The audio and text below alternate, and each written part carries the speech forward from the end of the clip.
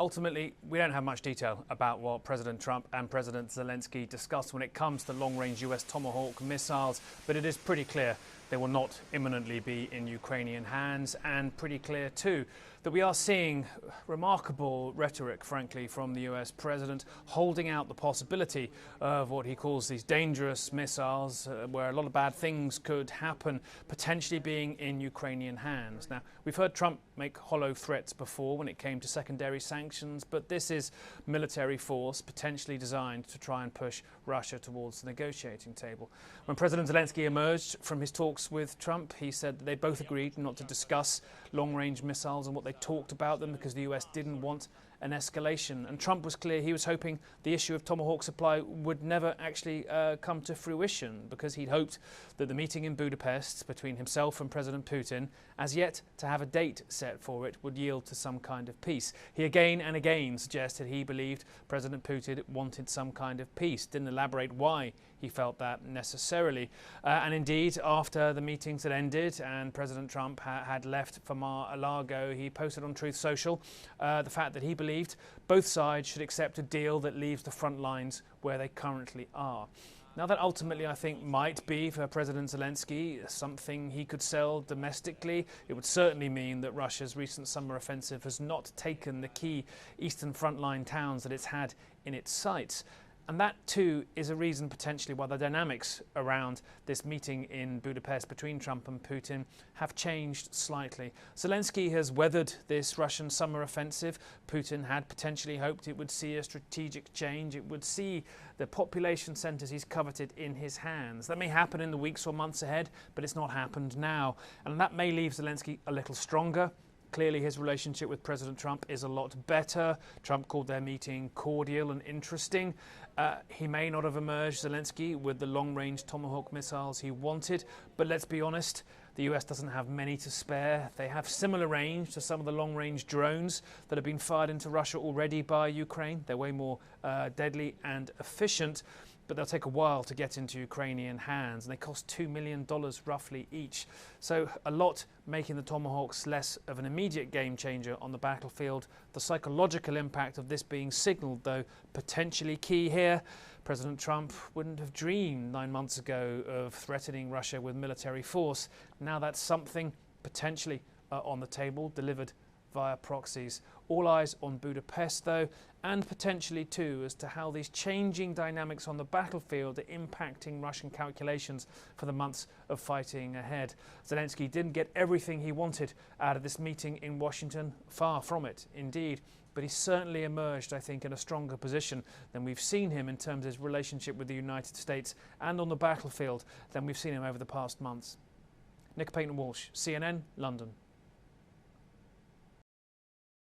The Pentagon's given the White House its green light for giving Kyiv Tomahawk missiles, saying that this would not damage US stockpiles. It was last month when President Zelensky had visited Washington and gone home empty-handed that there'd been a lot of surprise at the fact that President Trump should announce that, contrary to what he'd been saying before, he would not be providing Ukraine with Tomahawks because of that fear of US stockpiles being damaged.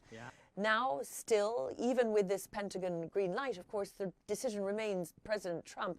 And there is some indication that his wariness with Russia is growing more intense. We saw for the first time last month him slap sanctions on Russian oil firms, given his frustration with the lack of progress that Russians have been making towards starting peace talks. The question now, whether he will move that step further and authorize those Tomahawks that the Ukrainians have been asking for some time. They believe that this could play a significant part in furthering their strategy of taking on oil and energy installations in Russia. There's been a spike, record high gas prices as a result of some of those strikes.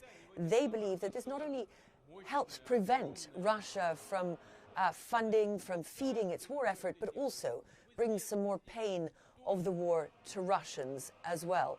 The point of the Tomahawk, says President Zelensky, would be to level the playing field to get a fairer deal ahead of the end of the war. Melissa Bell, CNN, Paris.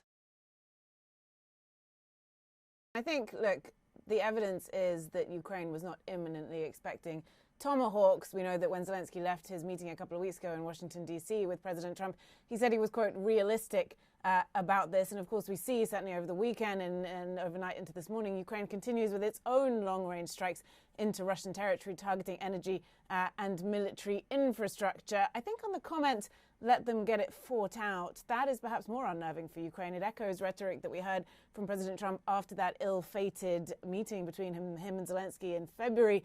And it sort of smacks of perhaps walking away from the whole issue, washing his hands of the whole attempt to bring peace to Ukraine, which would be very bad news for Ukraine. They have been fighting to keep the US engaged, particularly when it comes to the issue of post-war security guarantees.